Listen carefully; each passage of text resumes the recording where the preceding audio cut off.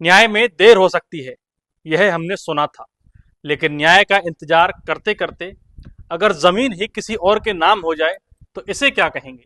आज की स्टोरी किसी एक किसान की नहीं, किसी एक परिवार की नहीं, यह कहानी उस भरोसे की है जो इस देश का हर नागरिक अदालत पर करता है। क्योंकि लोकतंत्र की सबसे बड़ी ताकत यह नहीं कि सरकार क्या कहती है, बल्कि यह है कि आखिरी आदमी भी अदालत जाकर कह सकता है मुझे न्याय चाहिए। लेकिन अगर अदालत में न्याय की प्रक्रिया चल रही हो और उसी दौरान जमीन किसी कंपनी के नाम कर दी जाए तो फिर सबसे बड़ा सवाल अदालत पर नहीं, पूरे सिस्टम पर खड़ा होता है। मामला फतेहगढ़ एसडीएम न्यायालय का है। साल 2010, ग्राम मोडा, गणेशपुरा के घुमंतु परिवार समरी सेटलमेंट के तहत गैर खातदारी जमीन को खातेदारी जमीन में दर्ज करवाने का दावा करते हैं। दावा स्वीकार होता है, मामला न्यायालय में चलता है, तहसीलदार जवाब देता है, गवाहों के बयान होते हैं, दस्तावेज रिकॉर्ड पर आते हैं। साल दर साल सुनवाई होती रहती है और आखिरकार फाइल फैसले तक पहुंच जाती है।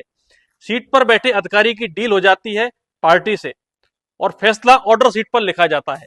बाद में जब सिस्टम उस अधिकारी तक नहीं पहुंचता तो उस ऑर्डर सीट पर क्रॉस लाइन मारकर आगे की तारीख दे दी जाती है।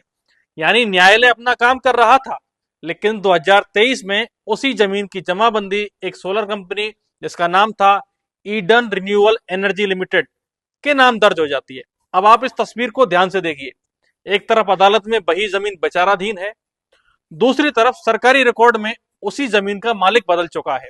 तो सवाल उठता है, आखिर फैसला किसने किया, अदालत ने या किसी और ने? अगर मामला न्यायालय में लंबित था तो जमीन का आवंटन कैसे हुआ? अगर जमीन का आवंटन हो सकता है तो फिर 13 साल अदालत में चली कार्रवाई का मतलब क्या था? क्या राजस्व न्यायालय सिर्फ तारीख देने के लिए रह गए हैं? क्या फैसले अब अदालतों में नहीं कहीं और लिखे जाते हैं? क्या कंपनियां कानून से ऊपर हो गई हैं? इस पूरे मामले का सबसे बड़ा विरोधाभास देखिए। एक तरफ सरकार कहती है घुमंतु परिवारों को बसाया जाएगा, वर्षों से भूमि पर आश्रित परिवारों को अधिकार दिए जाएंगे, कमजोर वर्गों को जमीन मिलेगी। लेकिन दूसरी तरफ अगर उन्हीं परिवारों के दावे अदालत में लंबित हो और उसी जमीन का आवंटन किसी कंपनी को कर दिया जाए तो फिर सरकार की घोषणाओं और जमीनी हकीकत के बीच यह दूरी क्यों? क्या गरीब के हिस्से में सिर्फ तारीख आती है और ताकतवर के हिस्से में जमीन? संविधान कहता है कि सभी नागरिक कानून की नजर में समान हैं, तो फिर बराबरी कहां है? संविधान का हर व्यक्ति की गरिमा और न्यायपूर्ण प्रक्रिया की भावना की रक्षा करता है और कहता है कि किसी भी व्यक्ति को उसकी संपत्ति से केवल कानून द्वारा स्थापित प्रक्रिया के अनुसार ही वंचित किया जा सकता है। तो सवाल यह है, जब मामला न्यायालय में विचाराधीन था तो किस कानून के तहत जमीन की जमाबंदी कंपनी के नाम दर्ज हुई? क्या न्यायालय को इसकी जानकारी नहीं थी? क्या संबंधित अधिकारियों ने अदालत को बताया कि जिस भूमि पर सुनवाई चल रही है उसका रिकॉर्ड बदला जा रहा है? अगर बताया तो उसका रिकॉर्ड सार्वजनिक होना चाहिए, और अगर नहीं बताया तो यह सवाल और भी गंभीर हो जाता है।